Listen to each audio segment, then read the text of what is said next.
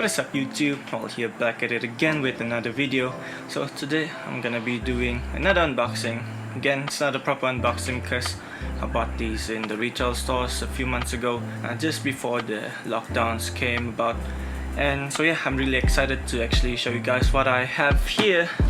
These are, I guess you noticed it, these are actually a Kyrie 6.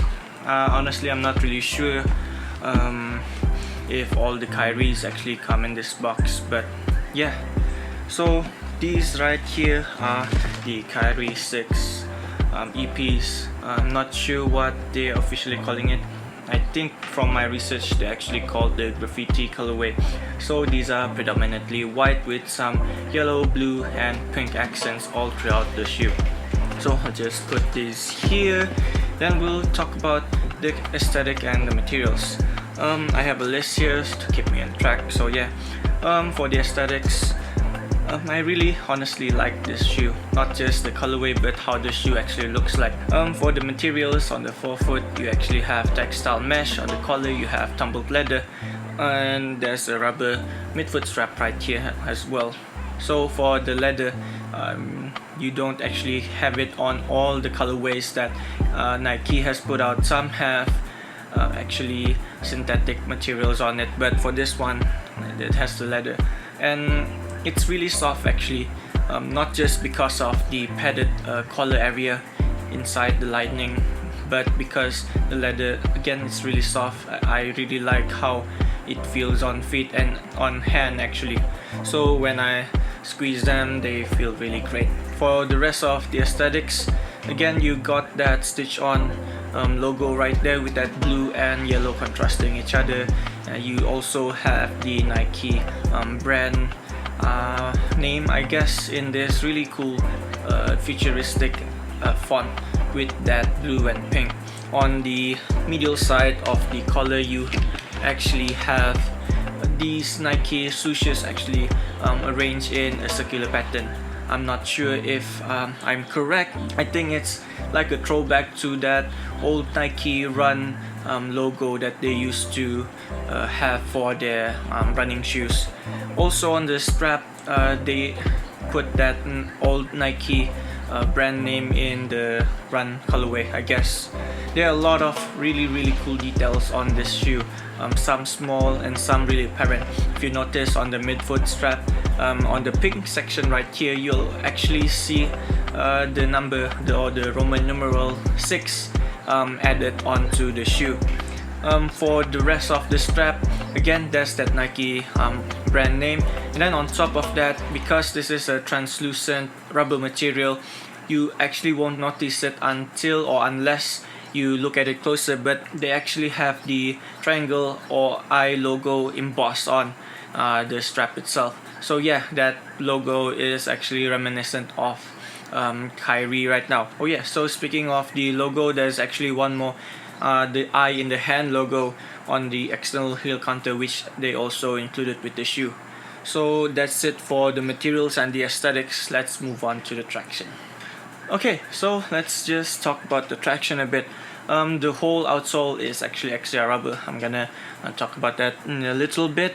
The traction pattern is actually a storytelling pattern. If you notice, there's that eye logo again on the balls of your feet. I guess that's for pivoting, just that shape around the eye. I think that's where the zoom turbo unit is located at. Again, I'll talk more about the zoom unit in the cushion section.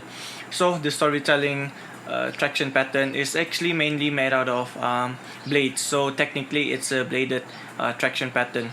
Again, you can notice that Kyrie's signature is put on the outsole as well. So looking at my list here, the traction pattern also goes up to the side of the foot as well. So when you move your feet like this, you'll actually get that traction when you need it. For myself, I don't really use it because I'm not that type of player, but if you do, that's a good thing for you. Oh yeah, speaking of which, the outsole is also rounded linearly and laterally. Again, laterally, so when your feet moves, you'll have enough traction to actually grip the floor. So for the linear part, you actually have a very comfortable heel to toe transition, meaning that the shoe won't feel really clunky when you run or when you walk in these. One more thing I'm gonna mention is actually because the traction pattern or the rubber actually goes up to the forefoot, it also functions as a toe cap.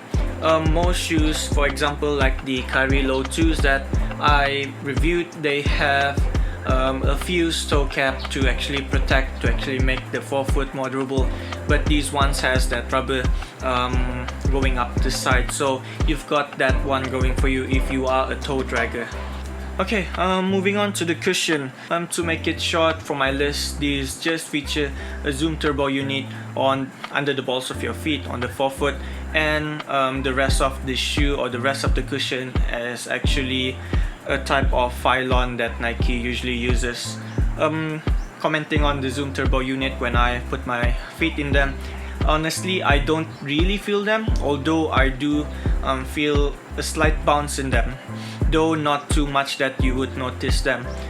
Same goes for the pylon. Nike says it's a lightweight soft foam, but when you hold it in your hand and try to squeeze it, it doesn't really squeeze. It's not really that soft. They're not brick-like, they're not heavy, they're not brick-like compared to what Nike is talking about on their website. I think it's mainly for marketing reasons. So again, when I put my feet in the pylon, although soft, and I can predict that they will provide an ample amount of impact protection, but the main focus of the cushion is to actually give you court feel. So again, to conclude about the cushion, I think I just need to break them in to actually feel more of the bouncy or the softness of it as a whole. So for the Zoom Turbo, because I forgot to explain it earlier, it actually has flex grooves to actually help your feet flex when you move in them. So you'll not only be able to move easily, but you'll also have some type of an energy return when you do flex your feet running around in these. So yeah, that's it for the cushion part of this video.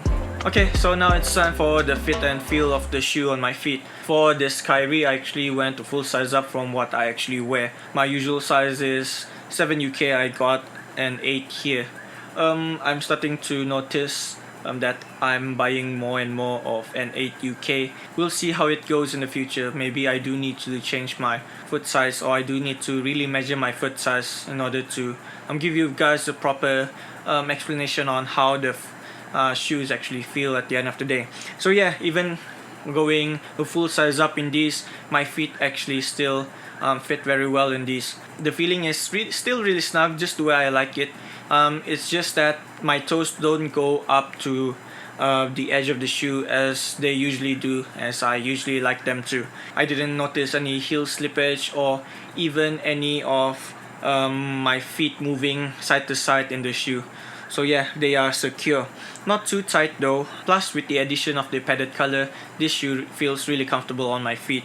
What about the strap, you might ask? It actually doesn't do much for fit actually. I am annoyed that the strap will grab onto the laces when I'm busy tying them up, because at the end of the day, when it grabs laces too much, they will fray, and the durability of the laces will be affected by that. Another thing about the strap is actually the scare of it undoing itself when you're playing. From me just flexing my feet and then walking around, I do hear that the strap is trying to undo itself.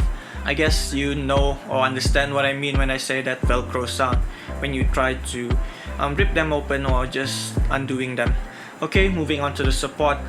Speaking of this strap, I think this is what it's actually for, to provide an extra amount of support for your feet so that it actually doesn't move off the footbed. For the rest of the shoe, these don't have that traditional sense of an outrigger. If you're skeptical about it, I won't worry, or I assure you that you shouldn't be worried, because this shoe has actually a really stable base, because it is wide actually.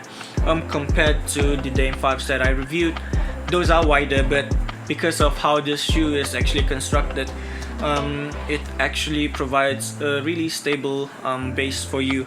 Then plus the eyelets are also that nylon cable thing. It's not fly wire if you're wondering. They actually try to hold your feet into place when your feet are in the shoe, so that's you've got that going for it. But I'm gonna obviously test this out and see if they actually do their job, because in the past I actually owned a shoe that has that same type of eyelet before, and what I noticed is the strap doesn't really go into the foot pad. I think that's it for the support. What did I forget to mention? Let me just recheck my list. I'm just scared that I missed something. Oh, I forgot to talk about the XDR rubber. I don't really have much experience with XDR rubber. The only shoe that I've owned with XDR rubber is the Kyrie Low 2s that I mentioned, that I reviewed. For this one, I think it'll perform just fine durability wise. The rubber is not too stiff and it's not too malleable as well. Walking in it, I think the traction is gonna do just fine. So if you guys want to hear my full review of the shoe, stay tuned and subscribe to my channel for that video in the future. If you like this video, don't forget to give it a thumbs up. And if you have any questions, don't forget to leave them down in the comments. Maybe you want to ask something about this shoe or other shoes that I've reviewed. Maybe you want to discuss something or give me your experience with this shoe. Again, just leave them down in the comments and I'll try to answer them as best I can. So that's it for the video, guys. My name is Noel Jinguli, and see you guys in the next one. Bye.